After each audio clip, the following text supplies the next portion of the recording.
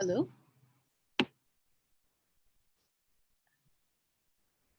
Hi, hello. Hi, Brian. Hi, Devika.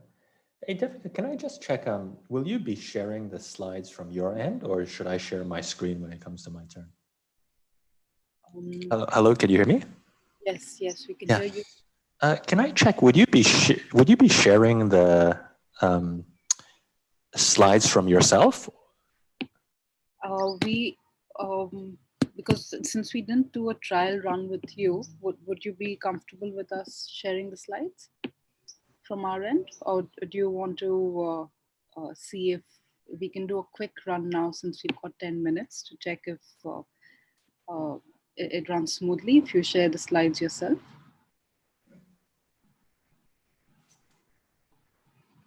Sorry, can you hear me? Hello? Hello, sorry, it was a very long lag. There were 10 seconds between responses. Sure, I think we can, either way, you can share from your end or I can share from my end as well. Okay. So which one's easier? Which one should we go with?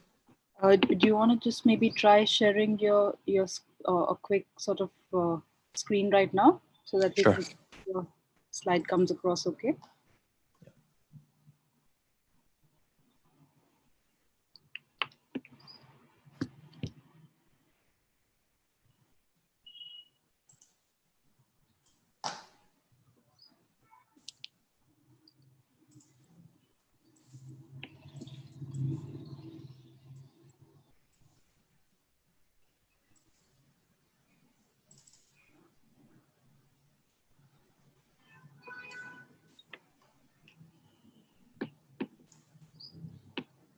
Looks good over here. Great. Okay, I'll just go through. No worries. Then I'll share from my end, and that's fine. Great. We're on standby though to share from our end in case there are any glitches. Okay, thanks. Great.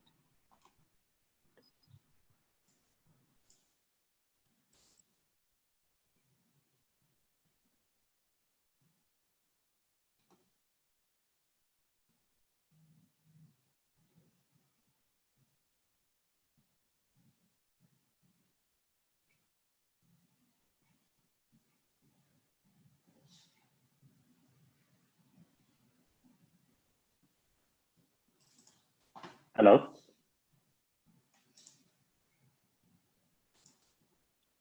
Shri, can you hear me? Hi, Brian. Hi. Okay. Is Anas Mr. there? Balu. Hi. How are you?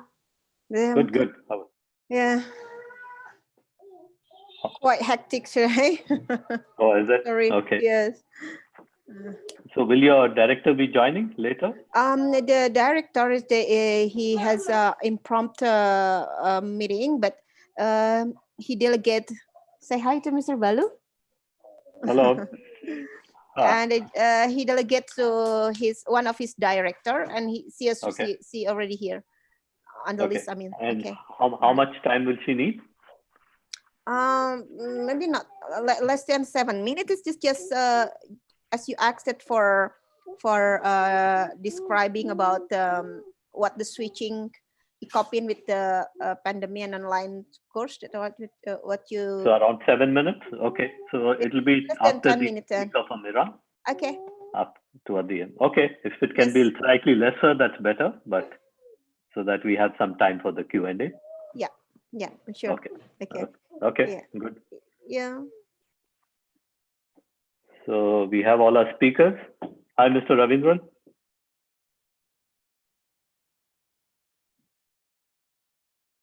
Okay. Yep. Hi. How are you? Good. Yeah. Okay. Thank you for joining us. Oh, pleasure. Yeah. Good. So I see, is Anas there? Oh, hi, Anas. How are you? Fine, thanks. How are you, sir? I'm good. It's been a while. Yeah. Okay, good. So we have 3 and we just need to wait for the speaker from Iran. Shri, have they joined or will they be joining later? Sir, they haven't joined yet. I'm just checking. Okay. Okay. So we still have a couple of minutes, right? Yes. Okay, we'll start in 3 minutes at 10:30 or 11 o'clock. Yeah.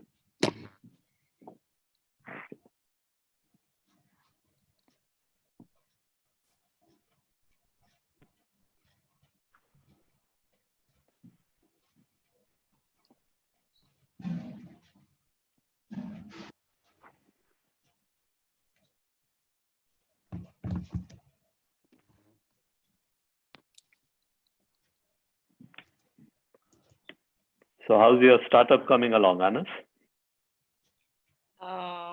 Start what? Your startup, what you're involved in. Some of the startup is postponed, but another one is rising during the COVID. So mostly 5 to 8 postponed because the segmentation is already off. The segmentation is a student, but startup will segmentation community, they're rising because we are focusing on delivery online, and yeah, that's different. Okay.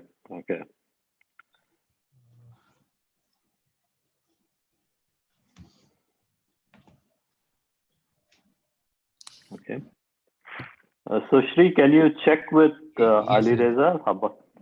Yes. Any case, they can join down.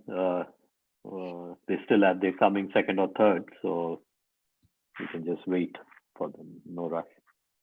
Ali Reza is already here, and also Miss Ami, the one who will deliver. Oh, okay, good. Okay, good.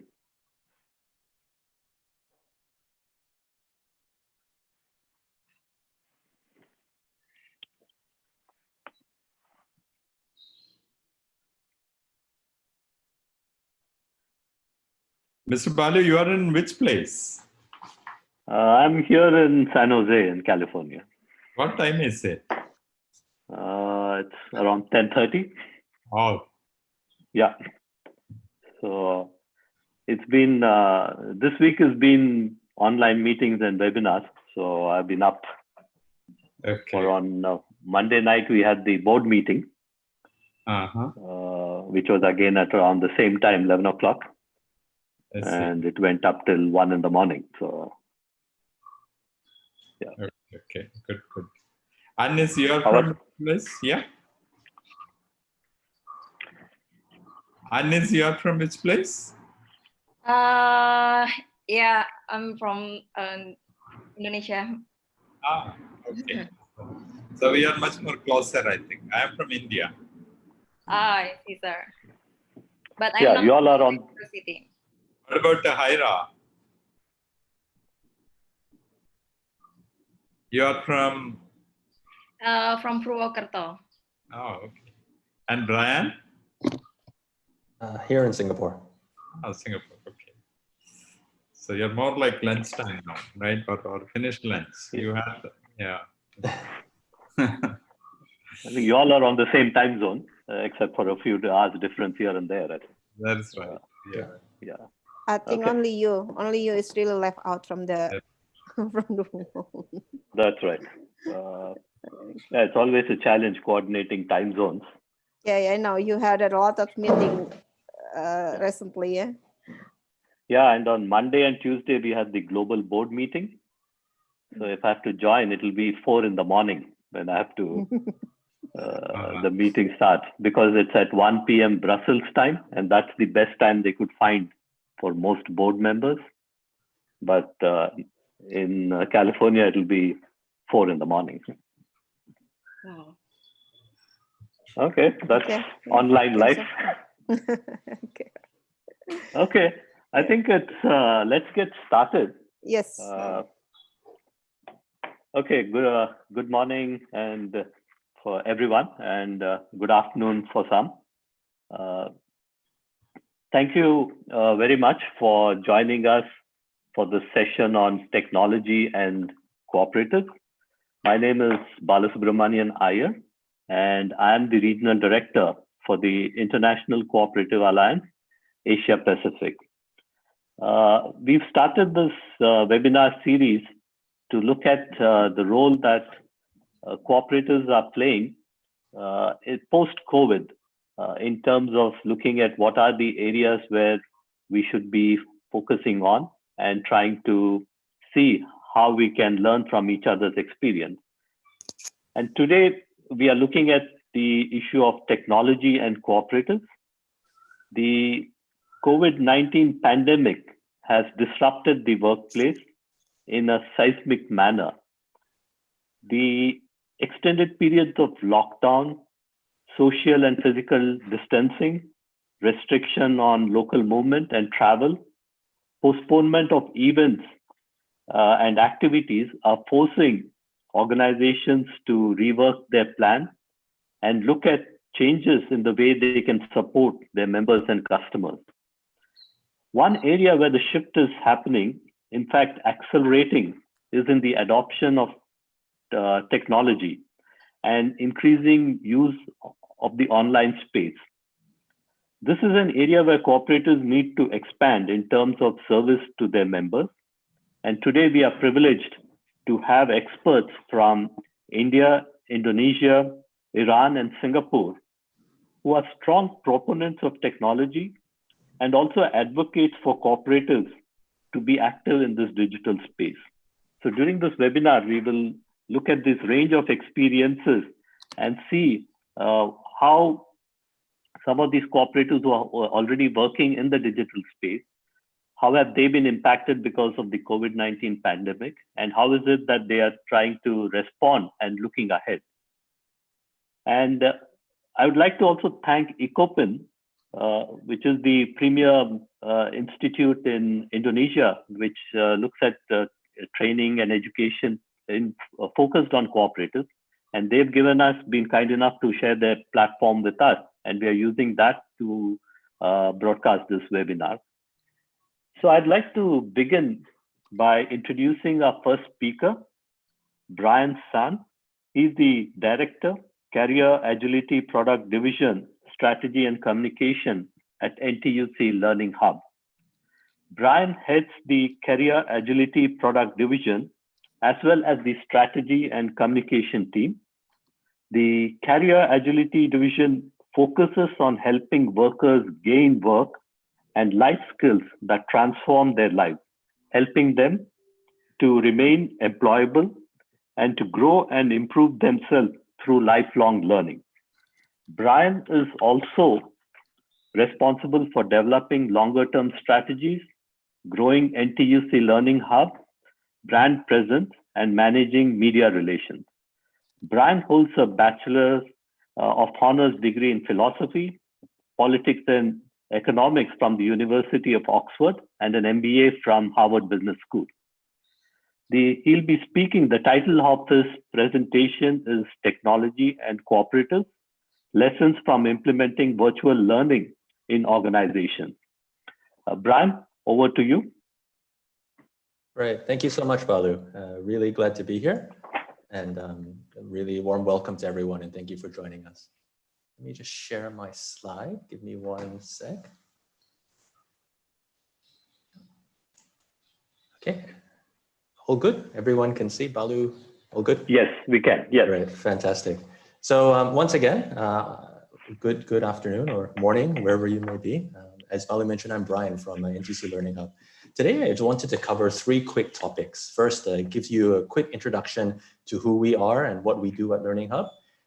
Share a little bit more about what we've done in response to COVID-19, but I think most importantly, sharing some of the lessons we've learned in relation to technology, how we've used it as a cooperative, and what we think may be helpful for other cooperatives as they go through a similar journey. But first, a little bit about who we are at Learning Hub. We are a cooperative and a social enterprise within what is called the labor movement family in Singapore. And the labor movement is made up of unions, 58 of them plus 2 affiliate associations, a group of social enterprises, which include us, include NTUC Fair Price, which is Singapore's largest supermarket and grocery chain, Food Fair, First Campus, and a whole host of others. There's related organizations and associations as well.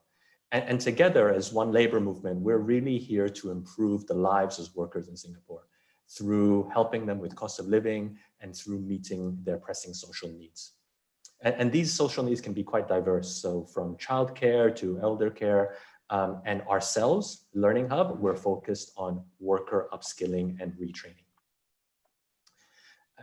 And with that in mind, we are currently Singapore's largest continuing education training provider. Over 200,000 training places a year with 400 trainers and 500 courses. In fact, since our foundation in 2004, we've trained 2.4 million training places across the full range. I like to say that Learning Hub, you can learn everything from how to be a security guard all the way up to advanced cybersecurity. Blockchain, data analytics, all the more technology, digital forward subjects, as well as security guard, real estate, forklift, welding, and foreign worker training. So it really is a one-stop shop for Singaporeans to come and upskill. And our mission has been to upskill workers to help them find jobs, to improve their employability, and also deal with disruption. It's something that particularly pertinent now, whether that disruption is due to COVID or that disruption historically was due to technology change or automation. And our courses, we run our own courses as well as courses in partnership with some of the best content providers from around the world. I think with the pace of technology moving so fast, and we really want to make the jobs relevant for our workers. So if you're learning cloud, we partner with Amazon Web Services and Azure. If you want to learn e-commerce, we partner with Shopee, data analytics with Tableau, etc. So our model is really to find the best provider from around the world, the best experts, to bring their content into Singapore and translate that into affordable courses that, that anyone in Singapore can sort of take up. So that's been our mission overall. And in this COVID period, it's been a very interesting journey. As I'm sure most of you in your own cooperatives have felt, it's such a sudden change across so many things, all in a very, very fast, in a very compressed time period. So what we've done in our response in Learning Hub is actually really been to reach out a lot to the affected sectors and the unemployed workers. So our first major initiative was to provide training and support for these affected sectors. We were identified by the Singapore government as an essential firm to provide training for tourism, for aviation, airlines, for land transport.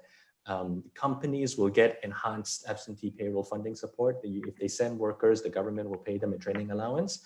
And it's also a good time to workers to build up their capabilities and emerge stronger. So really the thinking is save jobs. Hopefully don't let your workers go, send them to training instead. And the government and ourselves, we will step in to support as much as we can. That also holds true for self-employed persons. So the self-employed, the gig workers, very hard hit. And we've curated a number of courses for them to help them grow their business in the current field. Digital marketing, especially very, very popular. Helping them to transition into new sectors. For example, security and healthcare, even in this pandemic, are some of the highest growth sectors in terms of jobs that we've seen, and helping them to provide also income in the form of training allowance as well. While we've reached out to those customers, because of circuit breaker, what we've called in Singapore, face-to-face is heavily limited. And so what we've done is a whole transformation to virtual. Within 6 weeks, we launched over 100 courses in virtual live class delivery mode to keep learning accessible. And we rapidly trained over 240 of our trainers to be VLC ready, virtual live class ready. I'll speak a little bit more about this because I think with education and transforming the virtual, it's not just a simple matter of putting your slides on Zoom and just delivering it the same way. There's a whole mentality and a whole mental shift, which, to be honest, was one of the hardest things over the past couple of weeks. But once you're able to get through that, the impact was significant. It's really been a whole transformation in the way we teach, and it was a full agile type of approach in terms of multiple platforms, multiple tools, and seeing what works. Not only was virtual class delivery, but also virtual advisory. We used to run something like 200 roadshow days every month. So we would go out into the neighborhoods, we would have booths, we would meet with people and encourage them to come for learning. Obviously, that's not possible anymore, and all of that has shifted to virtual. So that's been a second transformation, which we're doing a lot of virtual consultation instead of going out physically. Beyond virtual live classes, which is Zoom and Microsoft Teams, we've also launched online courses. So the difference with online, these are more videos. You can do it at your own time, and anytime you can do quizzes, you can do discussions. So what we did was we had this community initiative. We wanted to really give back to community. And over this circuit breaker period from April, we offered 100 free courses funded in partnership with Go1, which is the world's largest online training provider. They're supported by Microsoft and Seek and recently Salesforce. So these are the short courses, 5 minutes, 30 minutes. People can just pick up, especially if they're stuck at home, what's a productive way to use your time. You can take one of these short courses, and had very, very good reaction. So the outreach was quite expensive. Within a month, we had 65,000 users and 10 million minutes of learning within 1 month. It went on a viral media campaign, and I think was just very well shared and very well received. So it was a free initiative, which we felt took off really well and was a really good initiative for the moment. And we also went beyond learning. What we realized was through the stress created in this pandemic situation, especially for healthcare workers who are really there on the front line, we launched a free MindCare app, a mindfulness app for public and community healthcare workers, and just helping them take moments to relax and rest. Again, another community initiative, but one thing we wanted to do during this pandemic was just go beyond training. There's a whole wellness angle that we hope the healthcare workers can benefit from. So that was sort of very quick summary of what's been going on with us for the past 6 weeks or so. But I wanted to spend most time here on this lessons learned part, because I don't know what you guys feel, but for me personally, I feel like 3 years of digital transformation has been squeezed into the last 6 weeks. And at times it was stressful, it was painful. But when we've gone through that, looking at how the organization has transformed, it's very, very rewarding. So what happened? I mean, I'm sure most of you would have seen this curve before. I call it the Kubler-Ross change curve. Go through the various stages of change, starting from shock to denial and frustration. Not able to dwell too long on those. I think depression, we definitely had a few feeling a bit down. But afterwards, that sense of experimentation and decision-making and integrating them into new change. I would say where we are is we've probably just finished the experimentation phase. So many things were changed. We didn't know if they were the right approach. But it's a few things, as I've shared just now, have gone quite well. And I think we're able to consolidate and integrate moving forward. And hopefully it'll set a good way for us in this new normal that we're facing. So what our approach and what worked for us? I think being cooperatives, we have a very, very privileged position in that we maintain, sorry, there's a typo, it's maintaining our sense of mission and reminding the whole team, the whole staff, why they joined a cooperative rather than the other options that they had.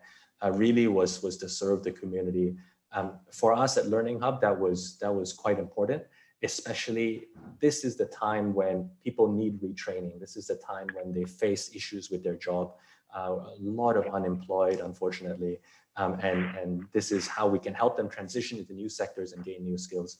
So that, I mean, the sense of mission is always there. I'm sure as cooperatives are always there on a daily basis. But I really feel as a COVID-19 era, it's stronger than ever. And through the tough times, as we went through the shock and disbelief part of that curve, for a lot of us, it was that sense of mission that really pulled us through.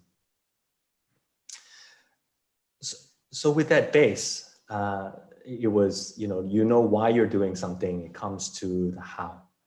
And if any of you are familiar with Agile, it used to be a IT web development type of methodology, but now it's since expanded into something quite broad, is we really embraced this Agile way of working. And what that meant for us was we had daily stand-up meetings to take stock and plan the next course of action.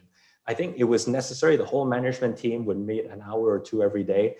At the beginning, it sounded super excessive, but with the pace of change, so many things transforming at once, as well as the laws and the regulations and the safety measures changing so quickly, it needed a very, very quick decision and short decision time frame. So we instituted that, and we threw out a lot of our old operating procedures and our old policies, and just made decisions together as a group holistically within these.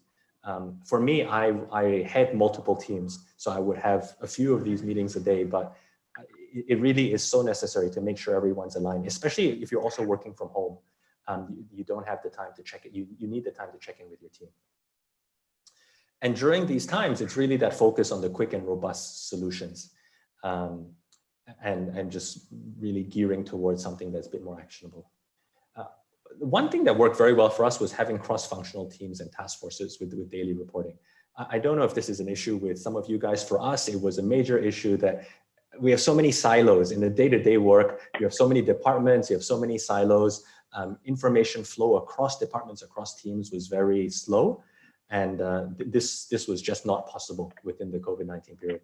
We had to make decisions far more quickly. So I immediately broke down all those organizational walls and created these cross-functional teams. One thing is to create cross-functional team. A second thing is to make those cross-functional teams have daily reporting to the CEO on an everyday basis and put some pressure on them. And I think it was the second one that really created that urgency to create all these changes and helping us to test and iterate. Then the last part was foster a sense of caring. It was this unprecedented event. And so many people had their lives sort of turned upside down. I mean, myself, I had a new baby on the way. My father has some health issues. All these are compounded in a COVID-19 era where you have every one of us have multiple roles in family, in our community, and for our friends. And all these roles, to me, it felt it was under stress at the same time. And what more ourselves as leaders, you have to help your people get through that, serve the greater mission, but also maintain that sense of humanity. So for ourselves, really this whole sense of empathy from the leadership team, the support, the staff appreciation, that ramped up significantly. And I think was so necessary. There were so many staff members that, work is important, but life is changing before our eyes. And that sense of caring, while we can't solve everyone's problems, just to know that we have that empathy and that we do care was a really big motivating, a really big push that we had for our staff as well.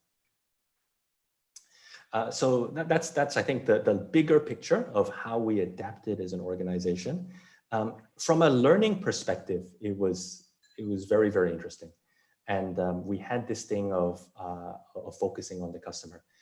For those of you who are education, or maybe who you have children in school, you might have transferred from the classroom directly into a virtual classroom, into something like Zoom. You would know that the approach is completely different. For ourselves, we have an interesting conundrum because our customers tend to be older, they tend to be low income and a high proportion of unemployed.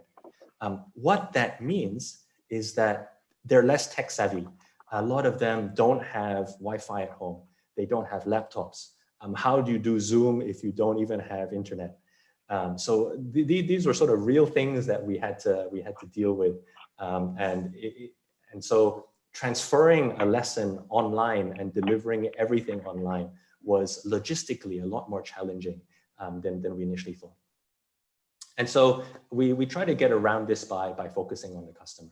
So number one was, I think, as I mentioned, consider the trainees' profiles and their needs. We had a very, very diverse trainee profile. I mentioned, at the start, we do security guard training all the way up to cybersecurity. Obviously, if you're a cybersecurity expert, you probably have your own laptop and Wi-Fi, so they tend to be fine. But a lot of the lower income trainees did not.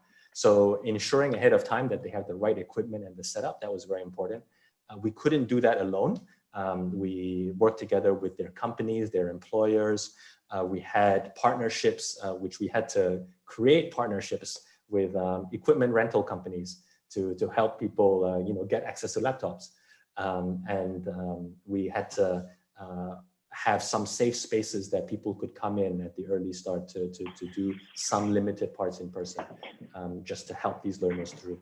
So the diverse trainee profile was a really critical thing.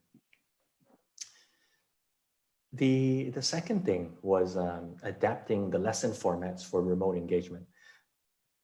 I'm sure one reason we're keeping this whole webinar to an hour and a half, 2 hours, is that it's very painful to sit in front of your desk for 8 hours a day and look at a Zoom screen for 8 hours a day. That's if you do a 3-day training, a 3-day workshop, the easy way is to just do that 8 hours a day in front of Zoom and you deliver everything. But that didn't work for the engagement. And so we had to make it a lot more interactive, had to have a lot more short breaks, have to encourage the physical movement. I think for various funding reasons, we couldn't change too much of the duration of the course, but you could change a lot as the experience of the course, making it a lot more interactive, making it more fun, and encouraging good rest periods in between. It becomes a physical as much as a virtual challenge in order to sort of maintain that attention span over such a long period of time. Then the fourth thing was explaining the new learning platform and the virtual classroom dynamics. One thing that if you have a live classroom, the teacher can see who's paying attention, who's sleeping, and they can call people out. They can observe, and there's so much you can get from the body language of the learners. I think for Zoom, at the moment I can only see 4 people on my screen, and the rest is the slides. The lecturer would have something similar unless they have multiple screens. It's hard to engage the whole class, focus on the slides, and look at the camera at the same time. So basic functions like class raising your hands, class chat rooms, even going around and asking for questions is a very different behavior that they had online. It's not better or worse, it's just different. And the training of how to conduct a good class virtually was something we had to ramp up very quickly, so to keep that exciting and interesting for the learners. Which leads me to the last point, is that while learners have to adapt, for us, trainers really, really had to adapt. And I take my hat off to the trainers. They went through such a big transformation of their entire style in such a short period of time. You can imagine a lot of our trainers been with us 20, 15 years, 10 years, same teaching style all the way through. And suddenly within a 3-week period, completely change that style, make it virtual ready. It was undoubtedly, I think, a very big challenge. I had to help them through a lot of teacher training, a lot of rehearsals, a lot of tagging the stronger trainers to the weaker trainers to buddy them up. But I think once you go through that initial pain and sort of take them through the new learning experience and being able to sort of serve that mission at the start, really we felt was quite worth it. So I think that's probably all from me. It was an interesting 6 weeks, and hopefully we don't go through it again too often. But we really seen the transformation, and it's been very positive for us to be able to continue that mission we have as a cooperative. Well, thank you, Brian.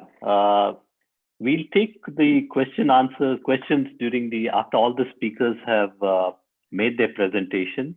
And we are also starting to get a few more questions, so we'll take that on towards after the presentation. But thank you very much for your presentation.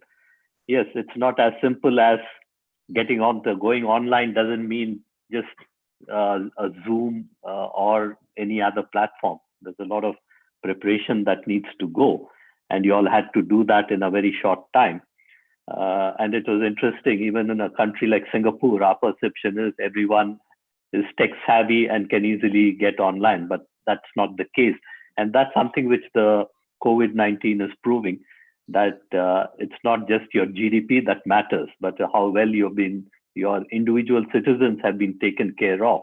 And that gets reflected in the various cases which have come about and how people have been able to adapt. So thank you very much. We will now go to our next speaker, Anis Sada, who's the co-founder and CEO of Inner Circle. Anis is the co-founder and CEO of Inner Circle Initiative, an incubator startup cooperative. She is also the marketing officer at My Co-op ID, a platform which looks at membership and loyalty program and was established by 20 cooperatives in Indonesia. Her mission is to attract young people to join and work in the cooperative sector. Her title of her presentation is Digitization from the Ground Up, and she'll be speaking about the initiative which her group has started in order to bring cooperatives in the technology space. And it's not just cooperatives, but also bringing young people along. So I'd now like to request Anis to make her presentation. Okay, thank you, Mr. Balu, for the time, and hi to everyone who joining this webinar. So my name is Anis, and I will talk about digitalization from the ground up responding to COVID-19. So I hope you see my screen in here. Okay. I'll talk about digitalization from the ground up, maybe because I come from the small city from Indonesia, it's called Purwokerto, where the bird cooperative in Indonesia. So the new normal for the cooperative, yes, we are not coming back to the old normal, the normal activity before the COVID-19, but we will come to the new normal where world, just wait a second.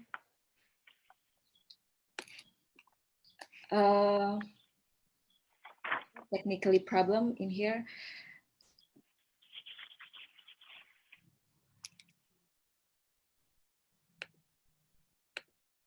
Okay, we will come to the new normal. It means that currently world see the rise of the contact-free economy. It is becoming possible to imagine the world of the business from the factory to the shop floor, in which human contact is minimized but not eliminated. It also happened in Indonesia that government have the policy to live side by side with the coronavirus because we have to save our economy to still growth, and then we have to looking for another alternative what we can do in the meantime. So I think in this time, cooperative will need to reconsider how they can establish more resilience. It means cooperative have to rethink their business model, the business model that relevant with the situation, the business model that can use by their member. For the example is in a retail sector, they must begin to focus on the service delivery orders that the user or the buyer don't need to go to the retail, instead of they can buy it from their home. And another example is saving and credit co-op use the application that allow people to use cashless transaction and registration without need to go to the office. I think that is encouraging by cooperative to welcoming the new normal. And how is the digital transformation for cooperative after COVID-19? We didn't know when the COVID-19 will end. So shifting from the conventional model that running by cooperative today to be technology-based, maybe it will take a long time for the workers to adapt with the work culture and also researching new market. So what a cooperative can do in the meantime, because we have to think fastly. I think And maybe I can propose that we can done by the collaborate with those who have already implemented technology infrastructure that can be applied by the cooperative business. And in addition, they can also expand their business in a new sector that focus on technology. So I didn't propose that cooperative have to create their own technology infrastructure by themselves, because yeah, you know, it will take a long time to adapt with the culture, to innovate the new market, and etc. So mostly our cooperative prepare for the technology transformation. I think same in Indonesian case, mostly they are not ready yet. The problem is not the lack of their capital, the human source, or maybe the the infrastructure, but the problem is in their mindset, the cooperative mindset. Uh, Mostly they are is still in closed innovation mindset. They think they have member that still can that make their business running, and then the cooperative feel, yeah, will enough with that. And then they also think to make profit we have to first to discover, to develop by themselves, and then sell it. They wanted to be the first time to invent or something. And also when they think also when we became the first inventor, we will be the first to get the market. And another close innovation mindset in the cooperative is they think to the more they create the best ideas, they think that they more will win the market. But what happened is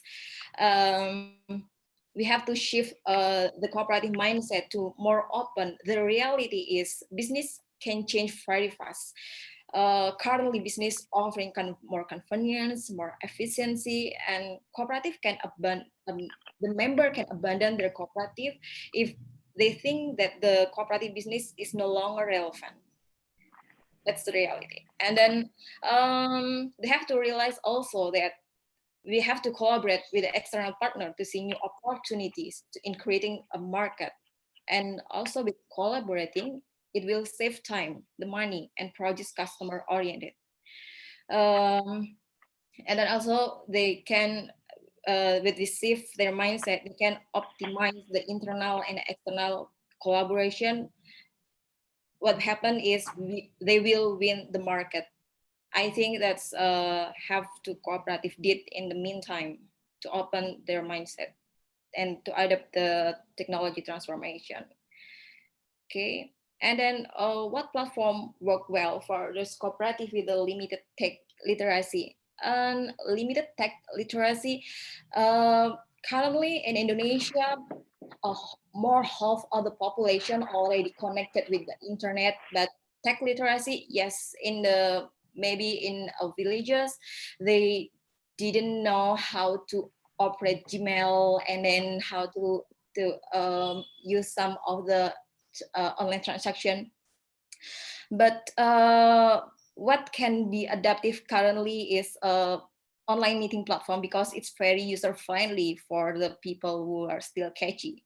The way cooperative can organize variety online education, like yeah, I show the platform that very user friendly. It's like Zoom, Google Hangout, GoToMeeting, WebEx, and a lot of tools that, yeah, I think that education platform is very user friendly to catchy person.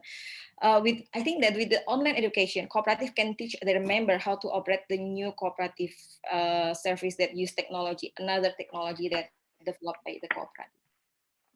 I remember what Albert Einstein said, that we cannot solve our problem with the same thinking we used when we created them. It means it's funny thing that cooperative wanted to move to something different, but they still use how they worked before the COVID-19. After this COVID-19, how they work, how the business model, they have totally to rethinking, and then to radically thinking to shift to the new way, or maybe to shift to the new model. Yeah, this is what I developed in a circle initiative. So this institution have anchor institution we'll call Kopkun Group. So our anchor institution is a consumer cooperative that already established since 2006 by young people in Purwokerto. And then we expand our business to variety of business model to respond the market. And then in a circle initiative is the incubator and also ecosystem builder for startup co-op was founded in 2018. I was joined this cooperative in 2012, and my responsibility is how to attract young people join and working in cooperative. And I do realize that cooperative have a bad stigma in here, that mostly cooperative is for old people, old business model, and then I believe that their parents don't want their children working in cooperative. That's the very difficult for me to attract young people. So through this institution, I wanted to show up that cooperative with a new face, and then this is our strategic mission is how to introduce cooperative to millennials with a new face, with the business model that cooperative also talking about what they most they interest, like talking about startup that's very happening in Indonesia, and then talking about entrepreneurial. And then the purpose of this incubator is to make the startup idea happen, and then we hopefully can grow it and then sustainable. So startup is a digital technology base that develop a product or service innovative, grow rapidly with a business model, scalable, and provide broad impact through worker cooperative. So worker cooperative is the I will put in there. Some people ask me why you are not initiate a platform cooperative that currently promote by initiated by Professor Trevor Scott that happen in around the world. I answer is that because startup is a high failure retention and doesn't have the credibility to make the stakeholder trust to become the member, while the platform cooperative model, it makes the user, service provider, founder, worker, owner become the owner of the cooperative. And I think it's very difficult to run the startup business where inside there have a lot of member, but we will transform to platform cooperative after the business is ready from the business, ready from the system, and etc. We will open to the community or open to the multi-stakeholder. So that's what we did in a circle initiative. So what we offer to the tenant is our startup that we incubate. Mostly the length is for 6 to 12 months. We give funding. The story of the funding is interesting. For the first time I initiate in a circle, we proposed to the conventional angel investor and venture capital, but they reject me. It was because I stick with the cooperative governance. And then I think to looking for another alternative, that if I wanted to run my business with the cooperative governance, I have to collaborate with the cooperative also. And luckily, I found the Association of Cooperative with 12 members in Indonesia, and they agreed to support as an angel investor and support startup co-op running in the first stage. And then we also give a team builder. Team builder, it means matchmaking team consists of hacker, hustler, and also hipster. Mostly startup join in us with only one competency, like only hacker. They have a very innovative idea, but they didn't have a team will support them in the competency hustler and hipster. So what we did as incubator is to match making the team to support the business running well. And then the third is we give a mentoring. It was a weekly mentoring, meet to meet, face to face between tenant and also mentor to upgrade their competency. But during this COVID-19, we shift the mentoring from the face to face to online through Zoom and then another platform. Okay, so the fourth is co-working space. We also provide the support facilities, space to run their business, Wi-Fi, food and drink. And then the five is media exposure and networking. Because we have an anchor institution that already established since 2006, we have a lot of we have more great networking and also media exposure, so it more easier for us to give media and also expo to the startup co-op. And then the sixth is we also give research and development. We have team to looking for the idea, market, and business model that potential currently, and consultancy and upgrade managerial and business. This is important because startup is not only entrepreneurial, but they have to upgrade about the governance, about the system, and also about how to manage their team. In capturing tenant, we have to approach first, we capture talent who already have ideas or even prototype. They are from the outsider, come to us and as incubator to incubate them, to support their business happen, to support the team and etc. The second is venture building. It means where we as incubator deliver the idea and validate the idea by ourselves. And then after we find the idea, we're looking for the talent. We are open co-founder we are looking for the person who will run our ideas. And so far, most of the inner circle tenant have been produced through the second approaches. This is our tenant. We divided by their stage, from the stage in ideation, product development, market validation, and also who start up already graduate because they already have employee by themselves, because the business is already running, and then because the cash flow is already stable. So here we are, our tenant from the ideation.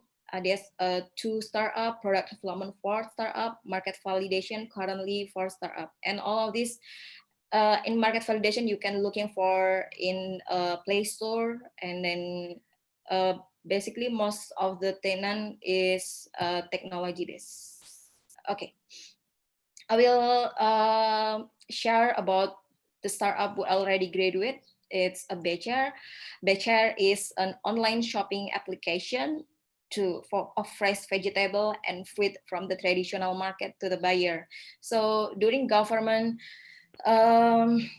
limited the activity, and then postpone all the activity, ask all of them to work from home, pray from home, the transaction is growth rapidly. So you can see in February, we still only have 5,000 members, but this growth is very rapidly during March, April, and May, and from 2015 growth to 10,000, and then in the last time we upgrade, we already have around 12,500 user in 2 cities, and then also we have worker 10 full-time and also driver.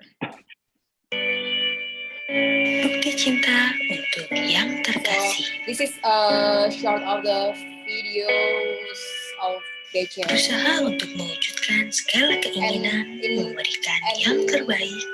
Now, in the meantime, this application is collaborate with the government and also Bank of Indonesia, and yeah, the citizen is very support because this is a local product, and then they are proud of this product because this is not from outside of the city, and then governor, and then also the politicians support this application in here.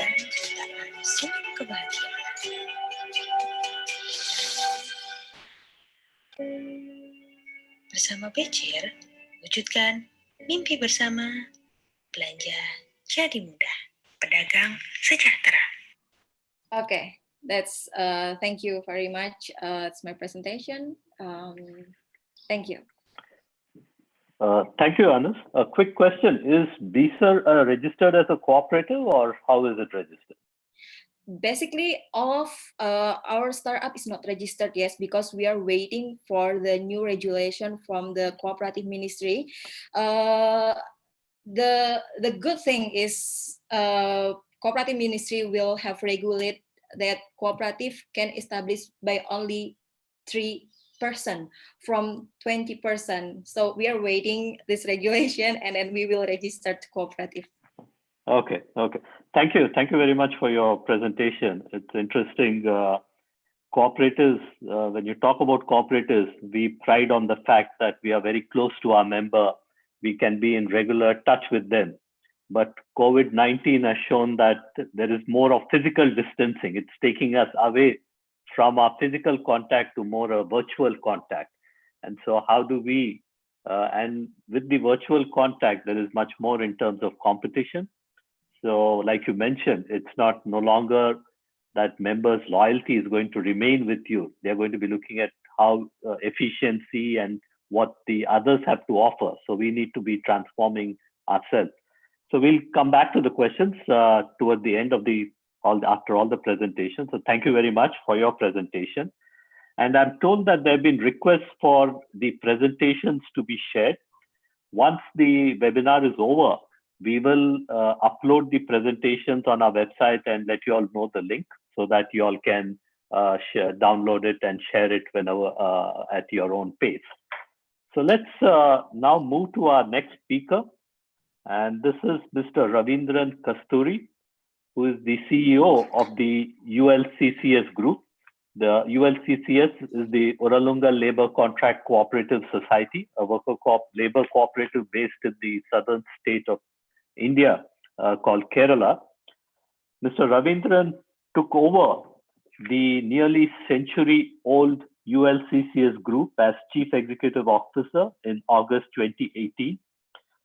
He unleashed a change and gave a global face to the organization. He brings in tremendous experience as Vice President and Director roles spanning over 23 years in IBM Corporation. He was Managing Director, Integrated Accounts spread over 16 countries. Mr. Ravindran holds a BTech from the Regional Engineering College, now it's called the National Institute of Technology in Calicut, and an ME from IISc in Bangalore. He also possesses an executive leadership certification from Cornell University and is certified PMP from PMI USA. He'll be speaking to us about the new world, digitization and technology transformation for cooperatives. Mr. Ravindran, the space is yours.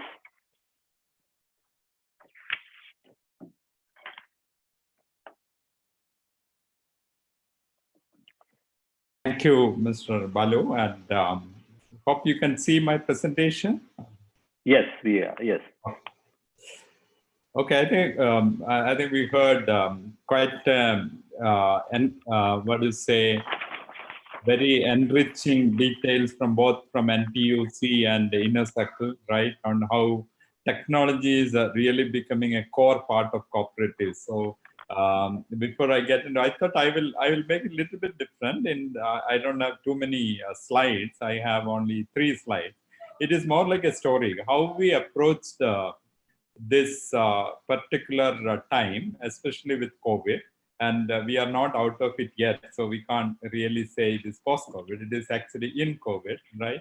And how we are doing that. And then I will give a little bit of our experience and some of the learnings maybe on the way. So to start with, I think just to give a brief of our organization, it is called ULCCS. It is Labor Cooperative Contracting Society. Started as a labor contracting society way back in 1925. It was formed for the need of the people. That time, food was the biggest problem, and this cooperative was formed to make sure that everybody is getting food. And then over a period of time, got into actually grown to become one of the largest constructors or builders in cooperative sector. And started building roads, bridges, highways, and whatever you call in construction site. I think the society is one of the best known. and it is known for its quality and timeliness and cost-effective management. That was the earmark of this particular organization. Then as the time passes, I think this is a classic example of how a cooperative can actually move into different areas, how they can adapt to the changing time. Moved on to build a cyber park in one of the place in Kerala called Calicut. And this is at a world-class facility of IT cyber park, and hosting around right now around 60 plus companies, including startups, and close to around 2,000 people are working for various technology companies.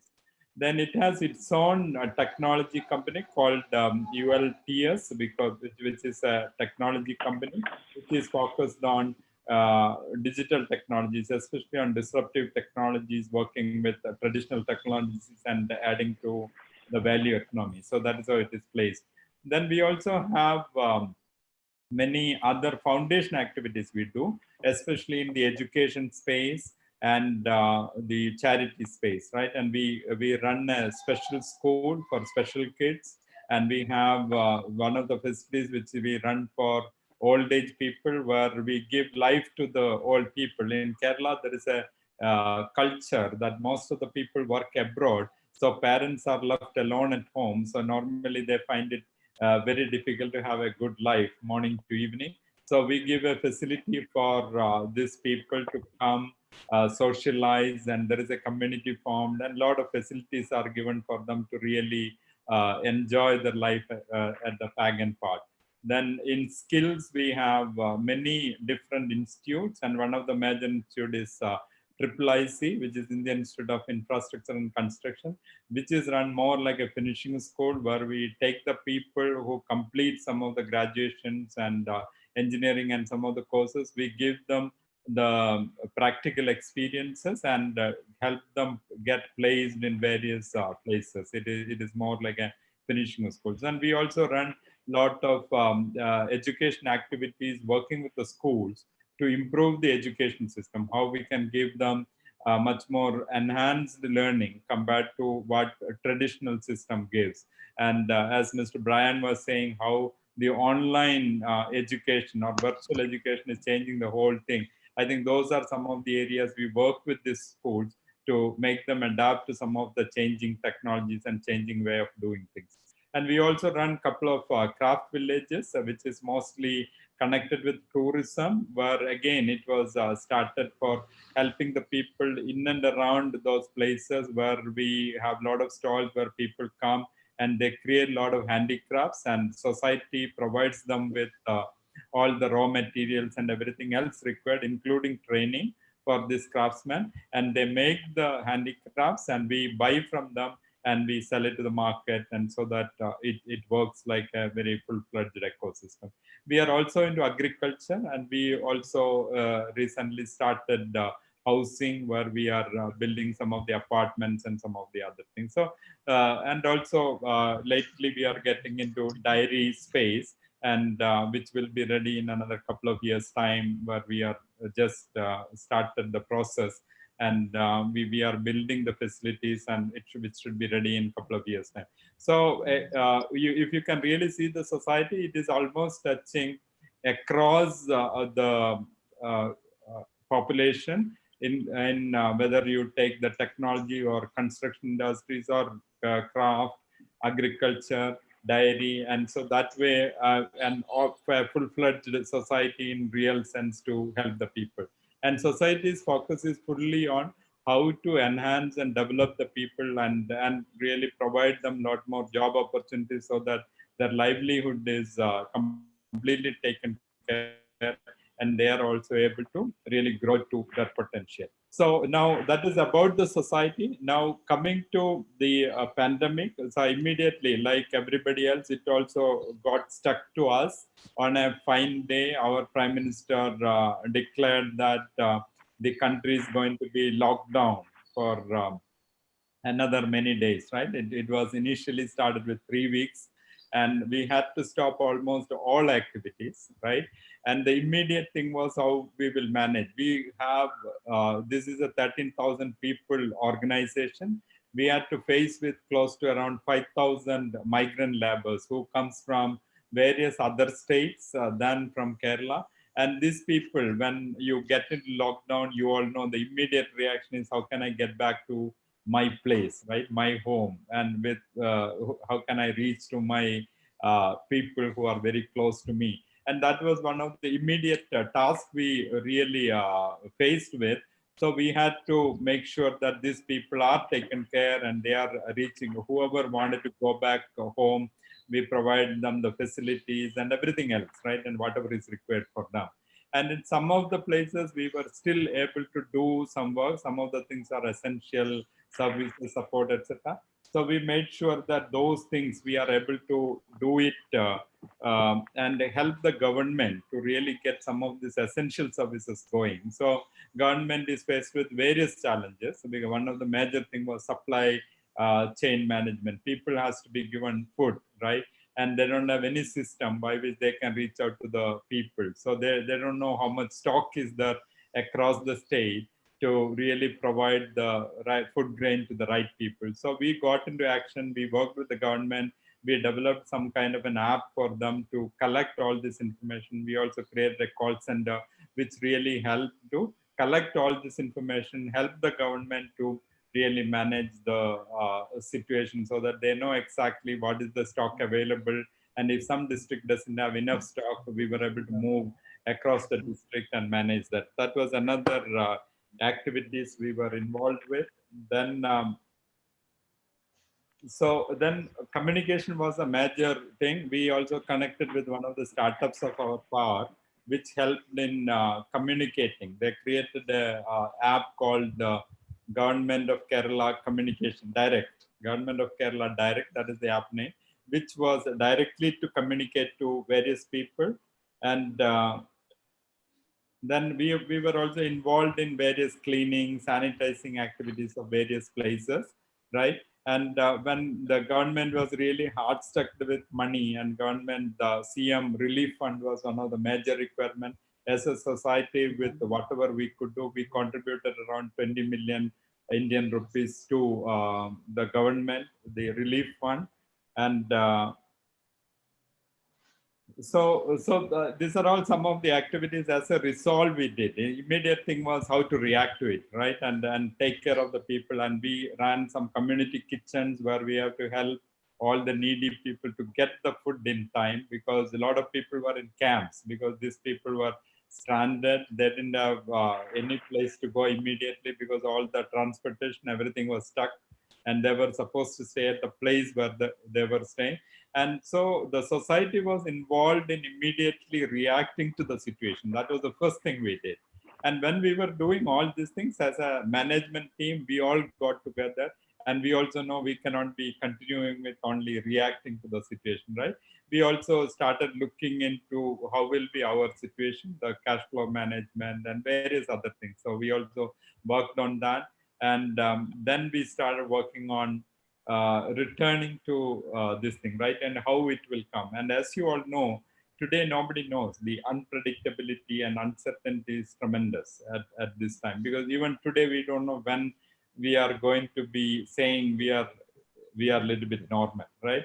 And as I think Brian and Anis was saying, and Balu was saying, it was all now virtual contact, right, and physical distancing. So that is going to be the way it is working. And in many of the areas where we work, it is completely new. And how we will make sure that we can still work with COVID. And that is the new activity we started with. Our planning is on now for assuming that we are going to work with COVID, right? Because it is not going to go away very shortly, at least till we get the right medicine or right vaccine. Our understanding is it is going to continue. So the prediction is anything between 3 to 6 months or 9 months, depending on whom you discuss with. So there is a huge uncertainty. And with uncertainty comes this one new way of doing things and huge productivity loss. That is all part of this thing. And market is, everybody is very cautious now, right? And the cash is almost like strapped because nothing is available. Everybody is looking at the government. looking various other agencies to get the cash, and supply chain, because especially our area is construction is one of the major component of ours, and to get the right material, right thing, the entire thing has to open up. Otherwise, it is going to be a much larger problem.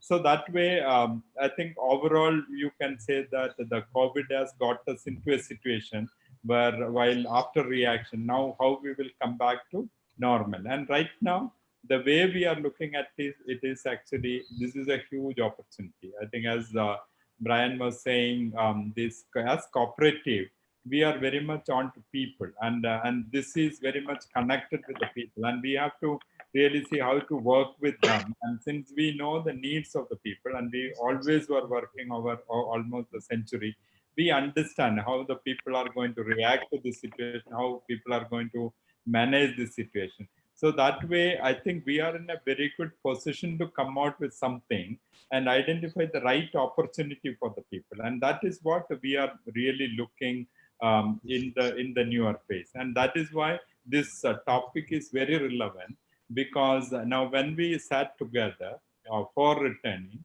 one of the things we realized is now we suddenly got into a situation where we were having 13,000 workforce. Now suddenly we have to work with 8,000 people, but we have to produce everything same, right? And it is a huge task for us, and how we will do it. And our complete credibility was built on time delivery without any delay and within the cost. So the immediate the action we took is actually what are all the technologies we can really make use of to really move forward. And that is why this topic is becoming very relevant. And we thought this is going to be the case with most of the organization across the globe, maybe other than IT. But if you are in digital space, and quite possibly you are already on the job, whether you talk about online or whether you talk about some of the other digital activities, I think you are slightly ahead in this game because you are already virtual. But when you talk about the construction, or some of the manufacturing, or some of the other things, they haven't adapted to the technology as much as we would really think, right? And that way, specifically with the example of ULCCS, if you really see, as I said, labor shortage is a big challenge post-COVID, right? And that is actually creating a lot of opportunity on adapting to the technology, right? And how we can really get new technology in construction, new way of doing it. Maybe we are at developing countries, so a lot of the the very good construction practices of the world is not really came in here. How we can get some of the very good technology companies from the world to partner with us and really help us really move this transformation.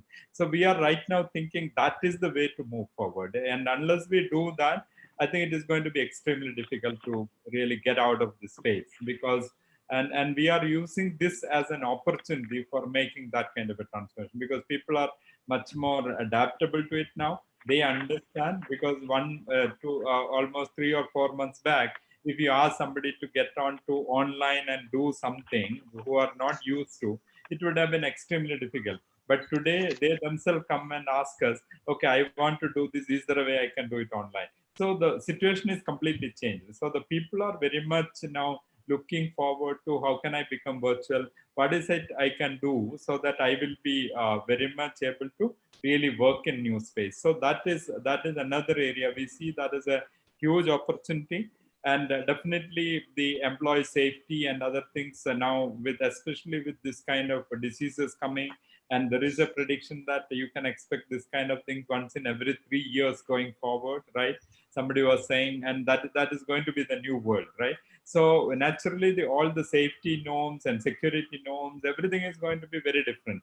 So we have to actually anticipate that we are not going to really work like what we were doing in the past. Now, physical distancing may be a norm. Maybe people have to wear the mask to do anything, right? And so all that is going to really come. And with that, how you will make sure that the safety and security of the people are taken care, and how you will get the same level of productivity like what you expect. Now, is there a way some part you can create more productivity compared to the other thing? So all these things, the real solution is only the technology adoption. And that is what I will talk to you in my next this thing. Beyond COVID, this thing, we are thinking that it is adapting to this kind of new technologies, what is going to make us very different. We already started a program as a returning to this. Initially, we thought we'll return to normal in few months' time. But if you really look at it, I think now everybody is started thinking that only way is living with COVID, right? So we are looking into the 3D volumetric construction and modular construction, which was not really prevalent in India. We are trying to get into that. Precast is very, very big area. It was there, bits and pieces, but not in a big way. So we are looking how to really do that. And various other things, self-repairing concrete and RTS, and some of the smart devices, 3D printing, for example, the modeling work and some of the other work, everything has to go to 3D printing and other things.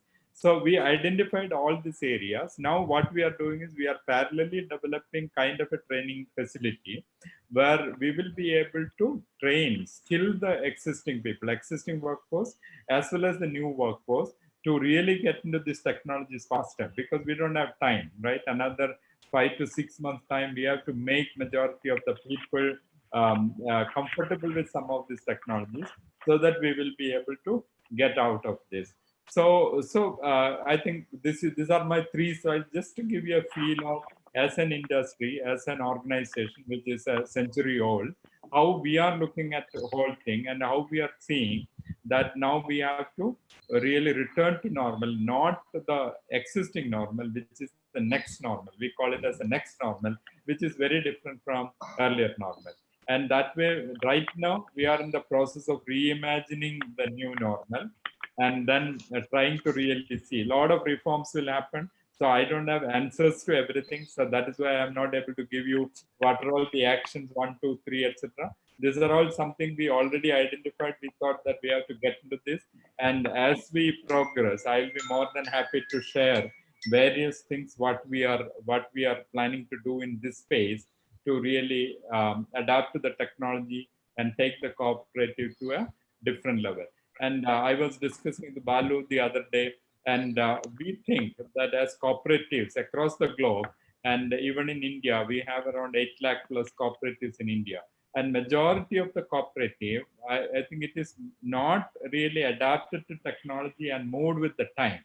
And this COVID-19 should really help them to reassess themselves and see what are all the things they can really do to really leapfrog to the new technologies much faster than what we were doing it in the past. And that is the only way I think cooperative can become much more relevant. And in this new world, I think cooperative is the way to go. I think you can see hundreds of organizations in cooperatives, but none of them is the kind of, you can't see kind of IBMs or Microsoft or Googles or something. But if you really see, if you can really create some very good cooperatives in this space, especially with the technology, I think we have a huge opportunity. And I am hoping that this discussion will also help to think together, and ICA themselves will be able to really see, is there a possibility of creating something which can help the cooperatives across the world for adapting technology much faster. With that, I thank Mr. Balu and the team for inviting me for this, and I look forward to any questions or anything in our Q&A session. Thank you. Thank you, Mr. Ravindran, and thank you for the comprehensive presentation, and also offering that in this, it's not only just as cooperatives, but we also need to cooperate and learn from each other and see how we can share our experiences and work together. So we'll definitely come back to the questions after the presentation. Now I'd like to introduce Dr. Ghulam Hossain Husinia. He's the Dean, Faculty and Associate Professor at the Faculty of Entrepreneurship, University of Tehran. He's also the Chancellor of Higher Education Institute. Dr. Nia holds a PhD in Sustainable Range Management, the application of social network analysis. He'll also be joined by Dr. Zareeb Behrooz, who is the Associate Professor at the Faculty of Entrepreneurship in the Corporate Entrepreneurship Department. Dr. Ghulam Hussain Husnia and Dr. Zari Behruz will be talking about technology, the shift to online platforms for meeting, discussions, and training. So I'd now like to request them to make their presentation. Okay, thank you. Can you hear me? Yes, we can hear you. Okay, thank you very much. In the name of God, the compassionate, the merciful. Hello, everyone.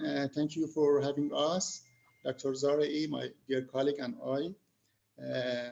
And also thank you, the ICA officials, especially Dr. Balu, for this valuable opportunity. Today, we are going to talk about e-technology in supply chain management for cooperatives as a main issue, and especially vital in post-coronavirus era for cooperatives. As you know, coronavirus is a global phenomenon, and cooperatives need to learn how to live and cope with it. And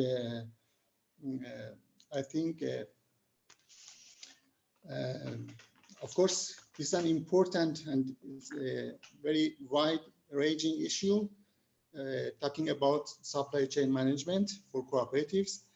And I think it requires one or more dedicated webinars, but in this short time, we are trying to talk about it very short. Adopting the e-learning lessons to the cooperative supply chains, especially giving an e-landscape in post-coronavirus area for cooperatives.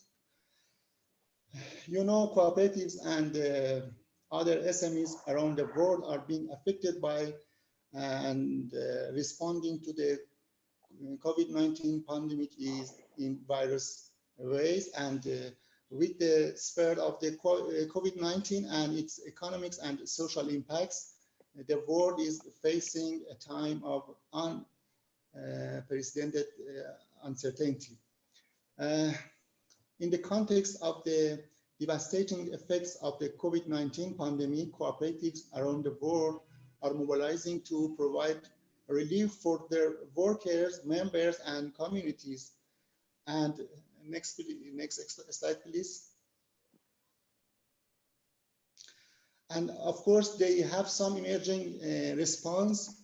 Cooperatives have some emerging response to tackle the problem about the coronavirus. For example, they trying to prepare workplace safe and also working conditions for workers, also support for customers and communities. But I think this is a short-term response, and we need to some mid-term and some long-term responses for cooperatives, especially their supply chain management issue. For example, many challenges remains for the cooperatives, including internal operation management and also production innovation and broadening access to relevant information and also supply chain stabilization. So we think supply chain management for coronavirus in e-landscape is a good solution to tackle the problem and to help the cooperatives for survive in this era.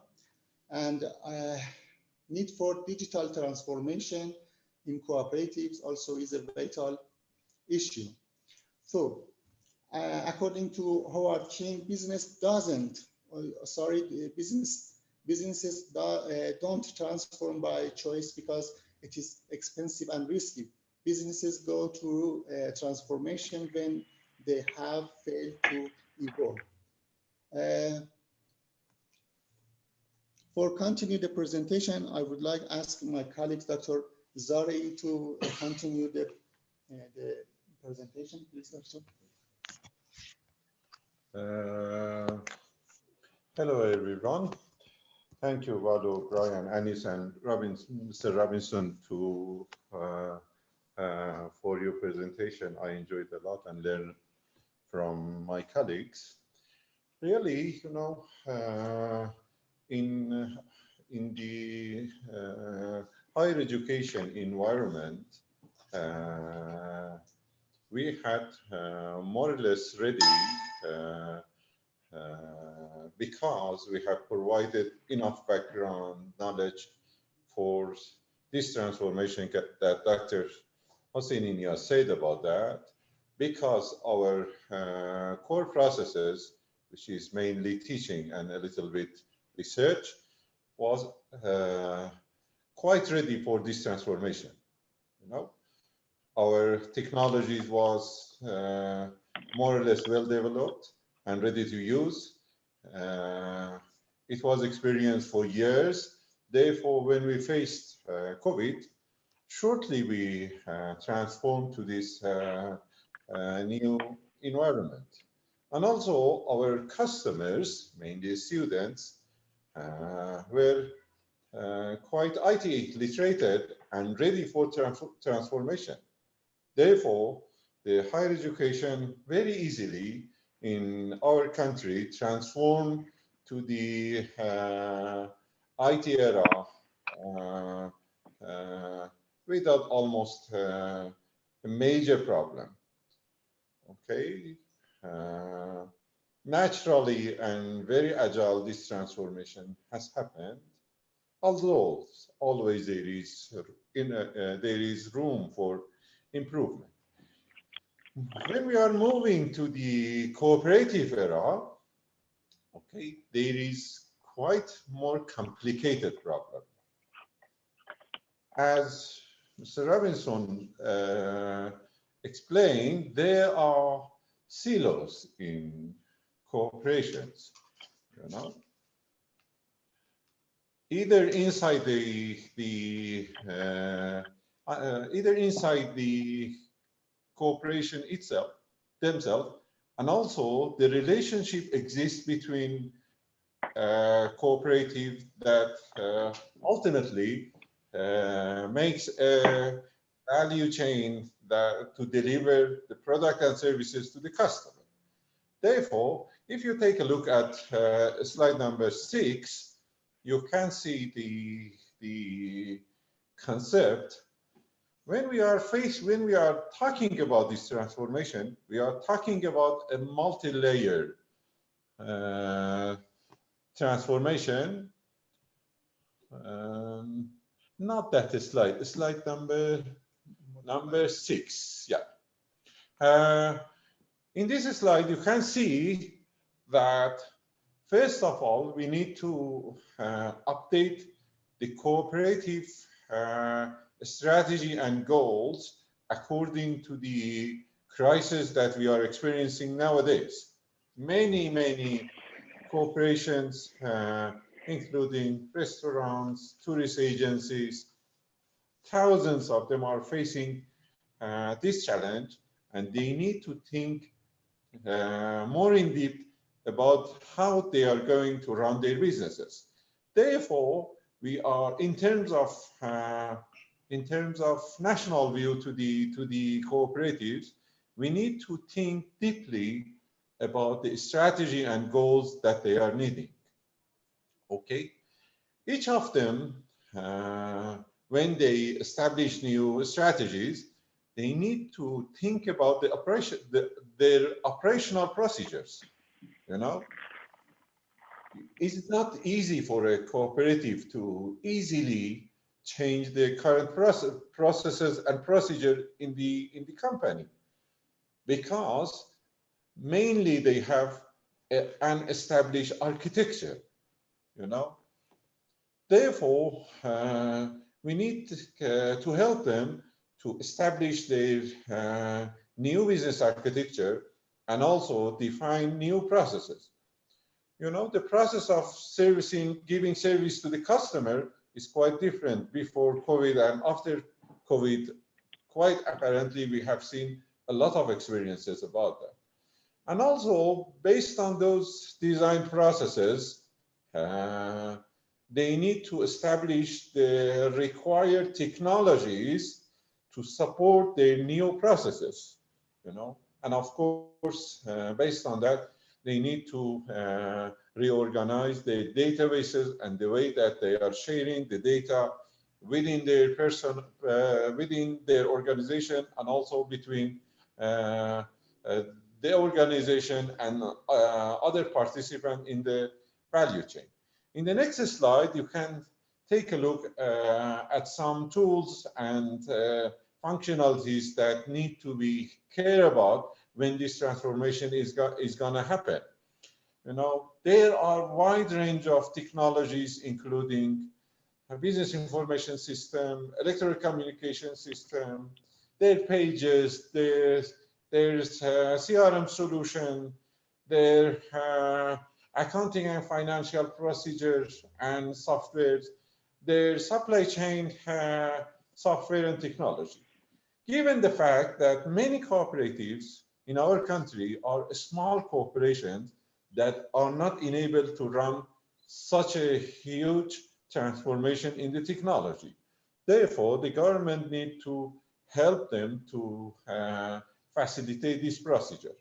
We have some experiences that nowadays we are enjoying that. The first experience is that we are designing the IT system architecture for SME fund in the national level. We have a funding body in the country that supports the cooperatives and based on the evidence that nowadays we have received from the cooperatives, we work on designing a new information system architecture for SME funds, because they are not convenient to go to the main cities to receive, to complete the application forms, for evaluation, for getting the fund, and other activities that needed for funding the cooperative. And also we have the second experiences that we are redesigning whole processes that needed to facilitate the assignment of financial resources and also monitoring the processes virtually. Okay, as you can see in slide number just a second please, number 8, we are experiencing a process innovation in this organization. We are introducing a new business model for the SME fund corporation, and also we have quite good, better customer experiences. It gives us a lot of operational agility, and we have spent a lot of time to change the culture of the organization, and also the empowerment of the cooperative that apply for this fund. Therefore, we have developed a micro fund platform, okay, that small corporation that can go into that and apply for their required fund, and all the processes for analyzing their application is done automatically. Okay, it gives us a lot of lesson to learn. First of all, it helps us to learn how we should provide the solution in agile way for cooperative problems, and also we have learned how to adopt this technology for small corporations. Okay, if you take a look at the next slide, slide number 9, which is coming from the literature, okay, we have seen quite good evidences that this new platform creates value for our customers and improves efficiency. It also adds novelty for the business and help them to, to enhance their capability for change. And also it's helped them to the introduced technology helped them to better to have better understanding about their business strategy. And also it is the beginning of integrating the different parts of the cooperative value chain together, and it gives them confidence that they will be able to do that. And also in operational view, it helped them to establish agile business strategy. And also we have received quite valuable data that are quite useful for analytics purposes. And these new experiences help the cooperatives to launch new products and services for their customers, and also to find new partnership in their businesses. Okay, if we want to summarize what kind of steps is needed for this transformation, you can see in the next slide, where you can see there are 4 phases that we are running. The first phase is developing a blueprint, very similar to what I call it information system architecture in the national level. And also for a small corporation, we need to develop such a blueprint because they have limited resources and it is not possible for them to make a try and error. Therefore, we develop a blueprint to show the roadmap that they need to go through in order to make the transformation. And also, in after a few weeks that we develop the blueprint for the cooperatives, we go through the design process where we customize our generic solution for this cooperative. And in the next stage, we go to release the software for the technology for the cooperative. And also, finally, we go to the implementation phase that we gradually learn them how to adapt themselves to the technology. And of course, this is the beginning of the journey. Okay, we help them to modernize their cooperative at the beginning, and also at the same time we are thinking about the way that they should work together. Here we are talking about the new, if you take a look at the next slide, here we are talking about more integrating the companies together and making more intense network by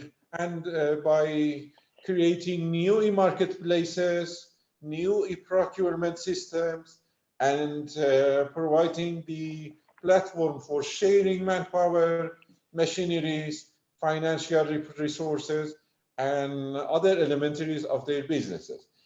Therefore, there are Dr. Balu, there are really extensive knowledge and learning happening in different parts of the world and in different areas of businesses. Therefore, we propose in slide number 13, we propose something, we call it best practice network in the next one, 13. Because we see vast experiences in different sectors and different countries, and we believe that these experiences should be identified and evaluated, and in a more formal way, they should be extracted. And we welcome establishing a network, let's call it cooperative best practice network for sharing this knowledge, as we learned today a lot from other colleagues. And also we are ready to participate in forming the CBPN for creating a better future for our cooperative and also the cooperative of other regions that are involved.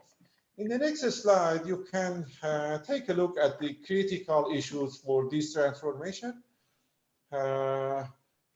Today, we had a lot of discussion about how to improve and make the learning in depth for cooperative, and also help them to generate new and innovative information technology solution, and also gradually go to the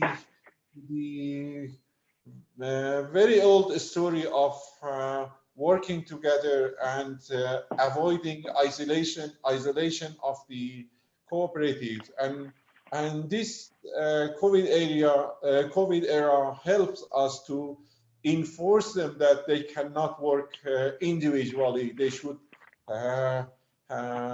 work more integrated together in order to provide better product and services. And also it helps us a lot to provide solutions for tracking purposes that nowadays the cooperative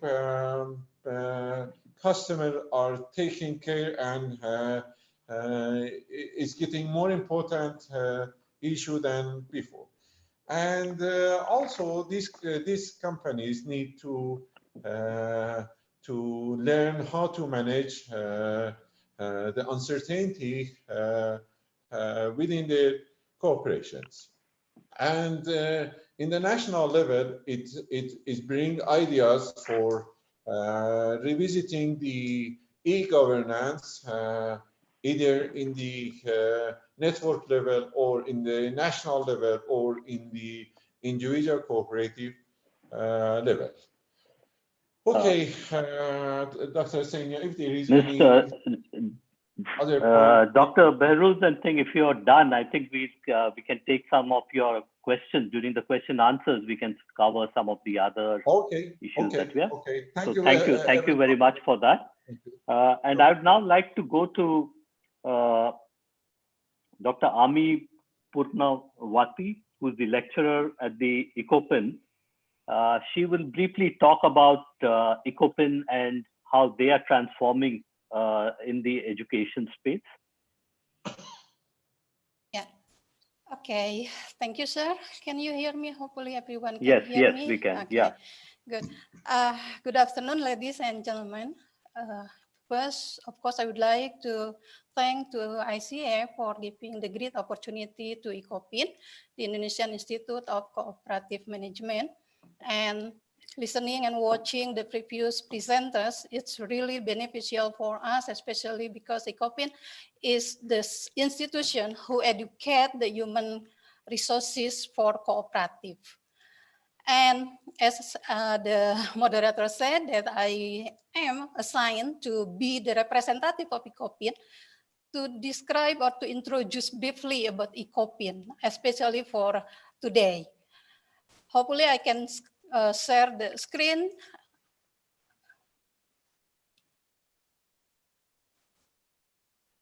Here is our campus. We call it ECOPIN, Indonesia Institute of Cooperative Management. Actually, ECOPIN is the state university. I'm so sorry, I just want to say that it is the private university owned by the Foundation of Cooperative Education. And we also part of the cooperative movement, we call it the ECOPIN. In our programs, we have to carry out the 3 pillars of higher education. We have to conduct education, research, as well as the community service. Here is our board of rectors. Hopefully the moderator always remember about our rector. And Actually, just want to say that our vision is to be a reliable and strong institution for educating and enhancing the capacity of co-op cadres and also top entrepreneurs to face global economic competition. Based on the vision, we have also submission, but we have the tagline, Ecopin is the right business school for Indonesia, due to about the characteristic of Indonesia society, due to about the cooperative spirit where we have to share for something and economic sharing.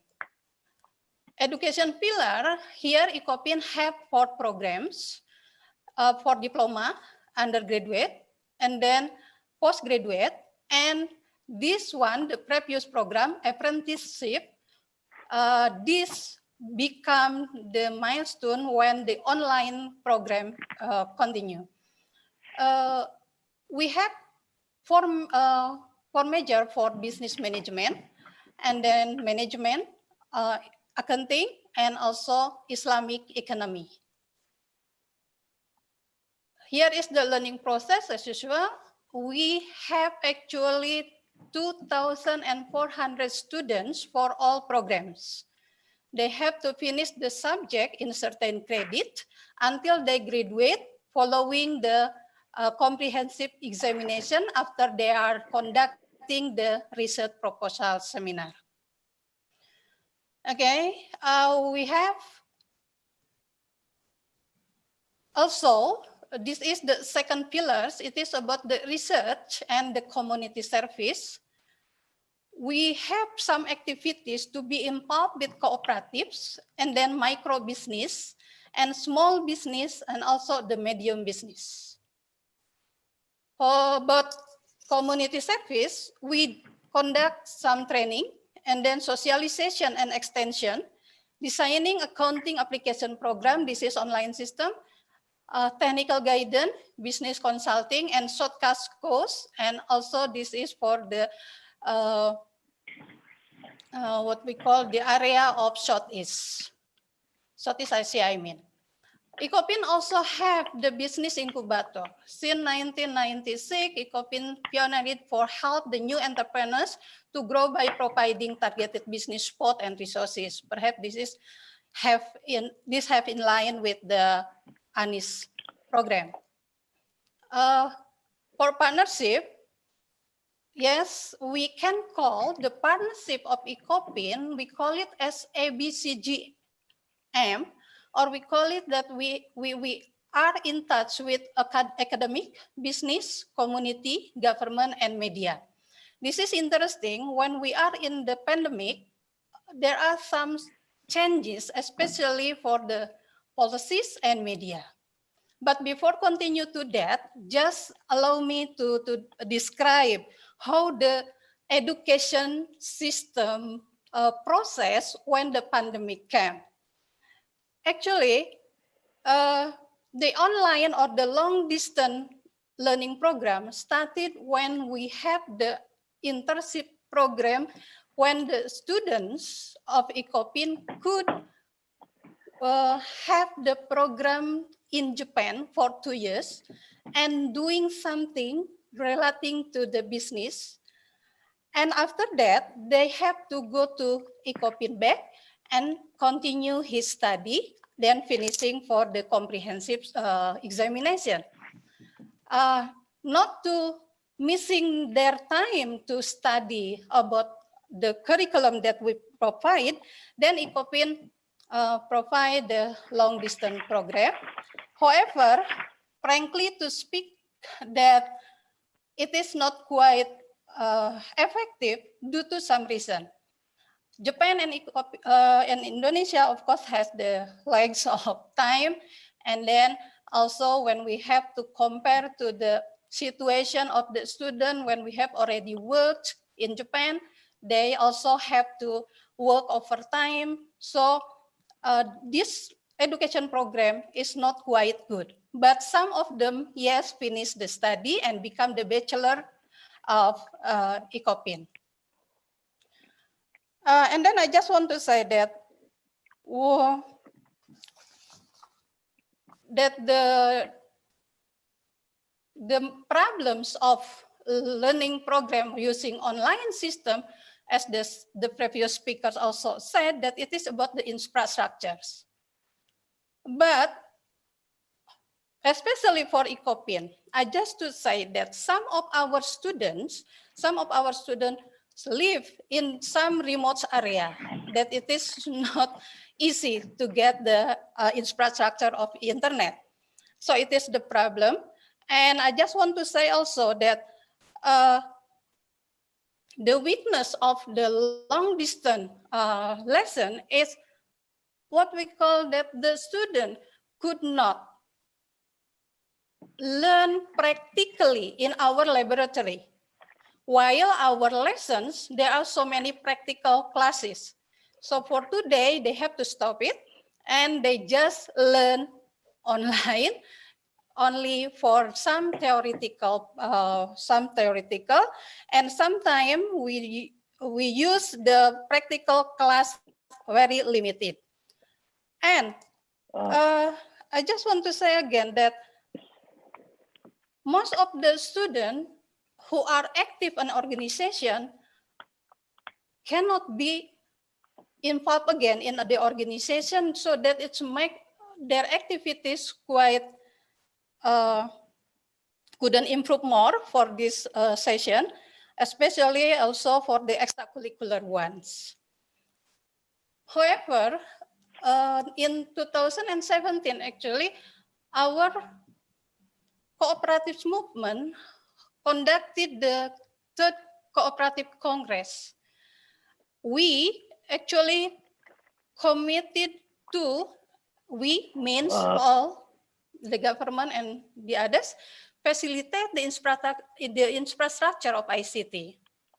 And we have to upgrade cooperative human resources, both formally and informally, design business and level cooperative-based curricula and models, require and facilitate certified cooperative boards, supervisor and managers, and required standardized modern management system of cooperative business in facilitating inter-cooperative business integration. That's become our or Ecopin's duties for cope with the problem.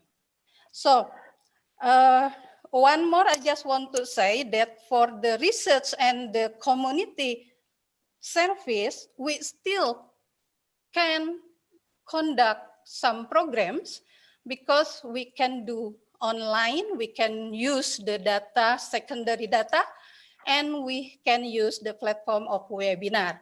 So some of them are already conducted with us.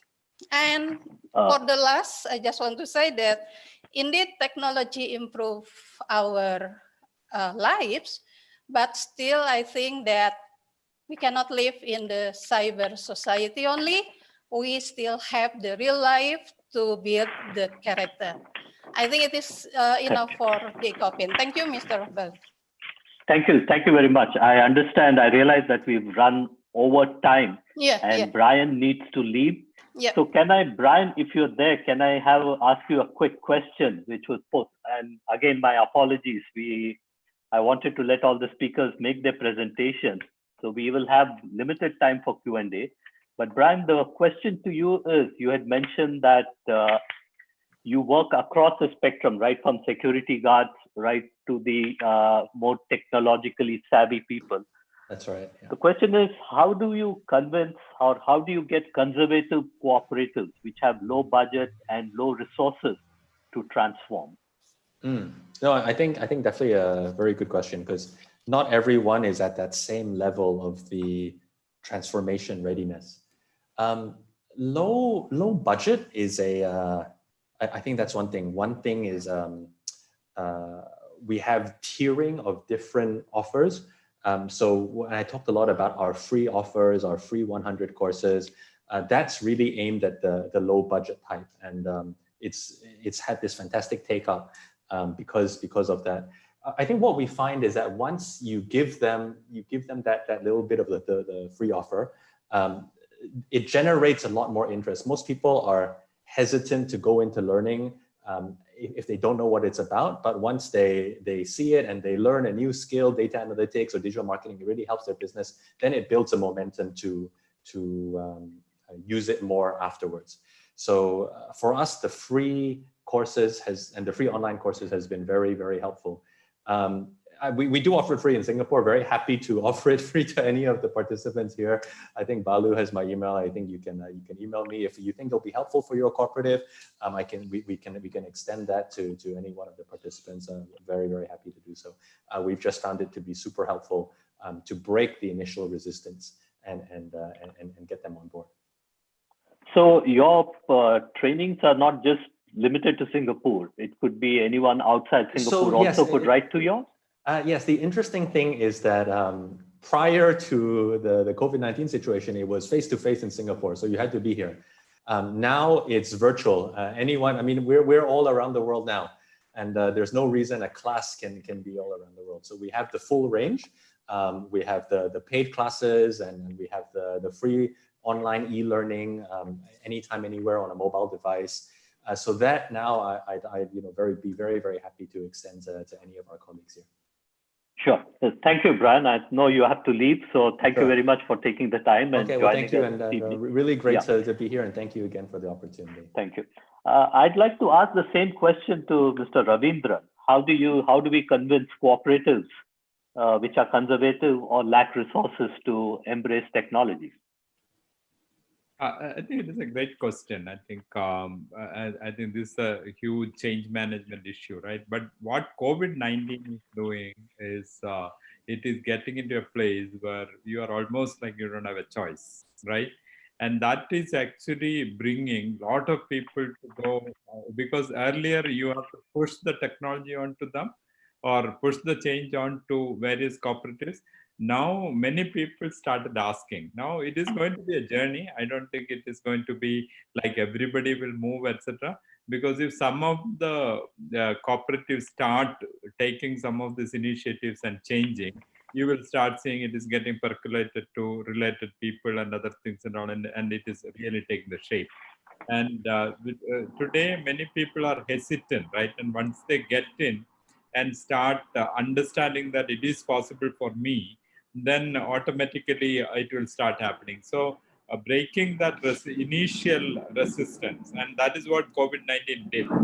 So that way I am becoming much more positive now. It is going to be this thing, but we have to continue the momentum. For example, in our own company, we never used to have any online meetings, right? Especially the construction side or other areas. And today, everybody is comfortable. I used to travel almost 12 hours to have a 1 hour meeting, right? And now it has become like, now they themselves started saying that, okay, next time onwards, you need not have to travel. Maybe we can do this unless we have something else to do, right? So things are changing. COVID-19 is definitely becoming a trigger for that. Now we have to capitalize on this. We should not lose this momentum. That is the important part. Okay, thank you. And the next question is to Anas. The question is, does InnoCircle assist the startup cooperatives from the beginning until it has been established? So the question is, where do you all come in? Do you just do at the beginning, or do you also fund and take them through the different stages? So we incubate with 2 approaches I've explained in my presentation. And the first approaches that startup come to us that already have the prototype, the idea, and also the business. They asking us to incubate them to develop their business. And then the second approach is that we as incubator will raise the startups. It means that we develop our idea, and then we are looking for the person who will run the business. So that is the stepping of how we incubate the startup. Okay.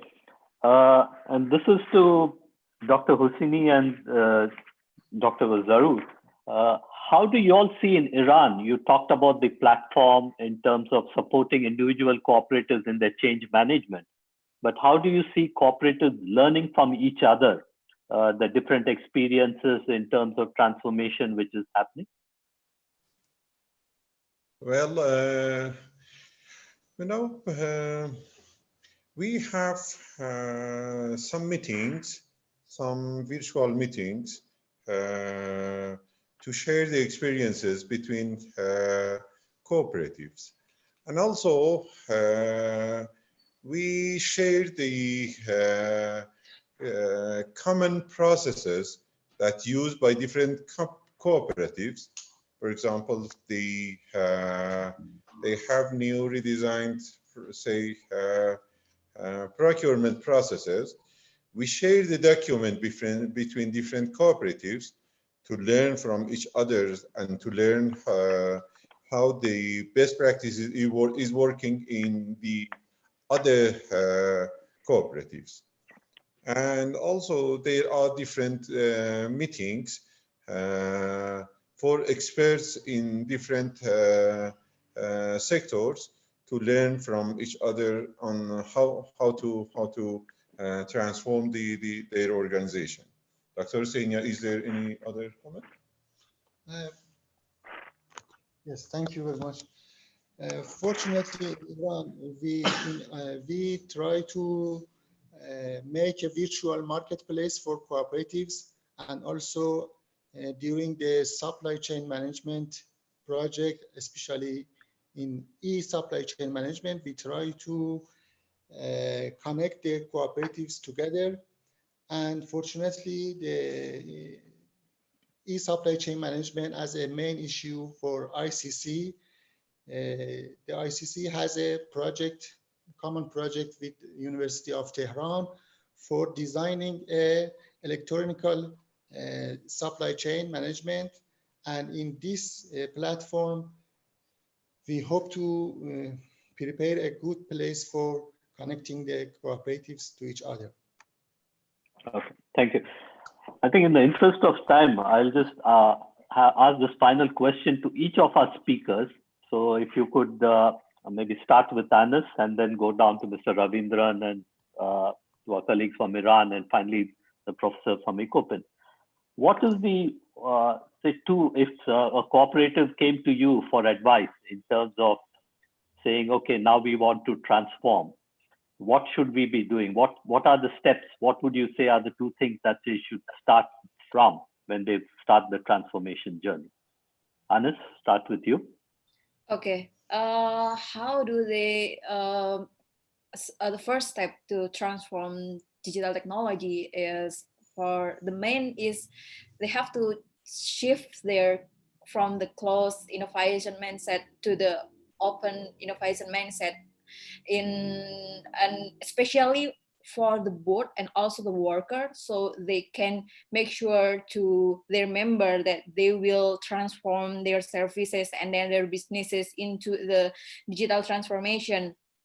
And then after the mindset, I think it could be more easier for them to implement and also shift their new business model. And they can very step first, they can use an online education, because through online education they can how to give information to the member with their changes. Okay, so from what you say, what I gathered is that one, it has to start from the leadership. The board has to provide that vision in terms of moving ahead. So that's one, it needs to come right from the top. And the other is that there is a lot of free resources available. It's not that you need to start from the scratch. There is enough information available there which we can use and build on, rather than wait to start from the beginning. Okay, I'll go to Mr. Ravindran next. What would be your two advice to anyone who came to you? See, first of all, I think immediate thing will be how they can return to their normalcy, right? And that means immediate how we can help them with their cash flow situations and some of the other things, whatever is possible with the government. I think they may need some help on that. The more than that, I think, as Anis was saying, it is more about now reimagining what is going to be the new normal. right? And that has to come from the leadership, how they see the new world, and what is the kind of role the cooperative is going to play in that. And once that clarity is there, work with them to really reform the cooperative to meet that normal, right? So it is going to be a very involved exercise, because the new normal is going to be very different from the current one. And I think, as Anis was saying, it is going to be much more online, much more digital. Technology is going to be very pervasive. And in that, if you are in any field, to compete in that field or you work in that field, you have to be very much aligned with that kind of technology. So reimagining that situation, then really seeing that, okay, how as a cooperative we can play a better role in that new world, and then what are all the steps to take for information. So these are the 1, 2, 3, 4 steps I will suggest them to really focus on, so that they can be very relevant for the future. Thank you. And Dr. Hosniya and Dr. Behruz, what would you advise any cooperatives that came to you in terms of how they should start?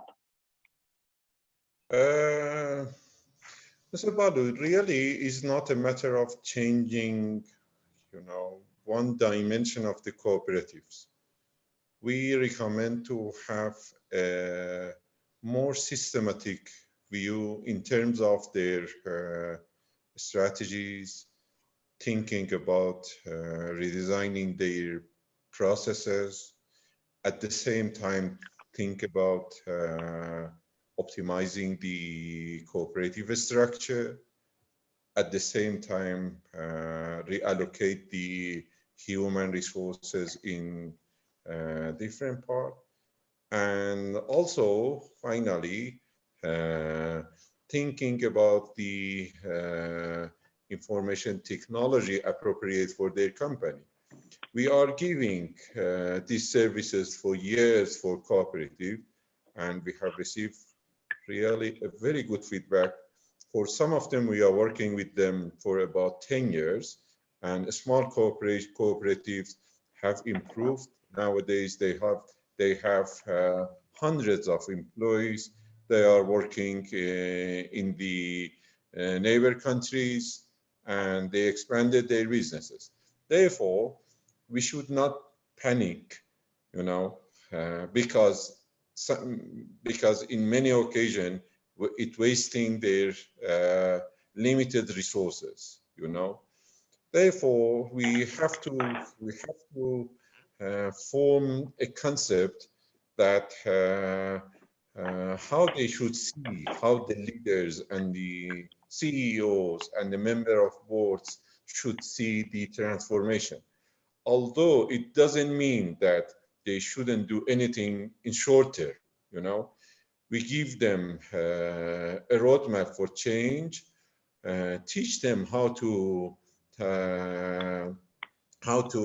face this change, and also give them mid-term and short-term initiatives in order to improve their cooperation.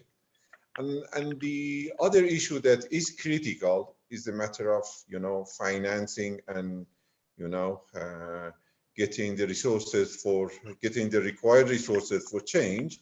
We have introduced new revenue sharing models for cooperatives that we give them proposal that if we make these changes, we make some revenue sharing with them, and they very welcome that because they make sure that their advisor knows what exactly he's going to do and what outcome is expecting from the changing program. Okay. Dr. Ami, would you have any advice? Yeah, just a little bit. I agree with all the previous speakers said answers for the question, but I just want to inform that during the disruption era, actually, we already focus on the using of technology. And today we are going to emphasize again and again for the cooperative that technology is avoidable, and we use it, and also we can provide some application for the cooperatives and some models that are going to improve their performance. I think that's it. Okay. I think the time has come to close the session. I again apologize for overshooting the time, but then the presentations were all very relevant and you all were touching on the right points in terms of how you all have approached it. As I mentioned, we will share the PowerPoint so that everyone who wants to access it can access it. And for me, I think hearing all the presentations, one thing is what I take away for me is we have to stick to the cooperative and the cooperative principle. What people are realizing, what this COVID pandemic has shown is that we need to change our lifestyle. We cannot be living the way we were living in the past. We need to be relooking at how we are consuming, how we are producing, how we are living, and how we as a society are going to look at the many workers have been affected very badly right at the margin. How are we going to treat those workers? And we realize that these workers on the front line, we talk about the frontline workers, they are the most important ones. But then how are we going to ensure we look at their welfare becomes very important. So the cooperative model is going to be relevant. People are looking at alternatives and the cooperative model is going to be relevant. But for us, in order for us to be relevant, it's important that we look at what the change and shift is happening. And as many of you all have said, the shift is in terms of reducing physical distance, but more in terms of enhancing our work on the online space.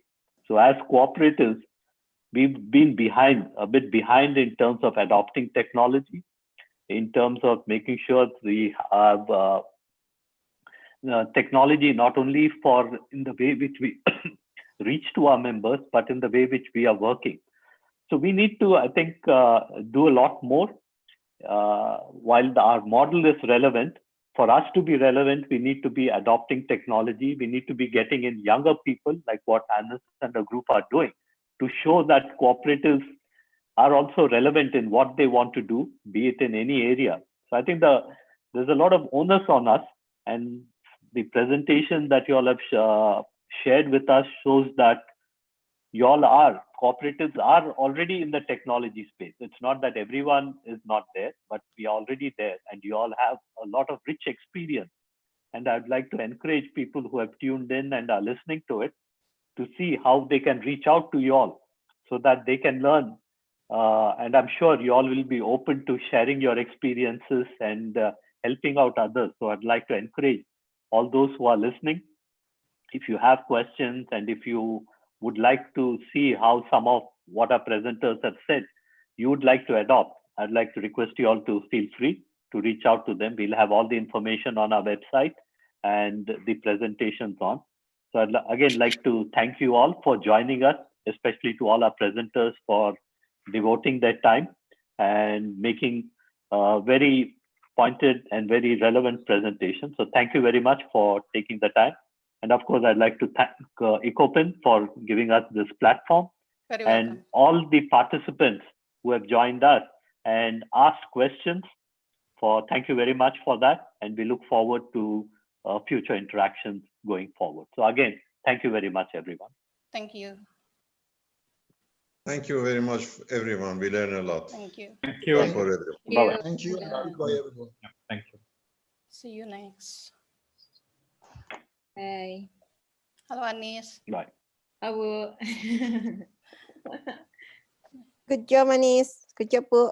Thank you. Thank you, Mr. Balu. Thanks, Sarah. Thank you, Mr. Yeah. Thank you. Balu. Thank you very much. you. Yeah. Yeah. Bye. Bye. Bye.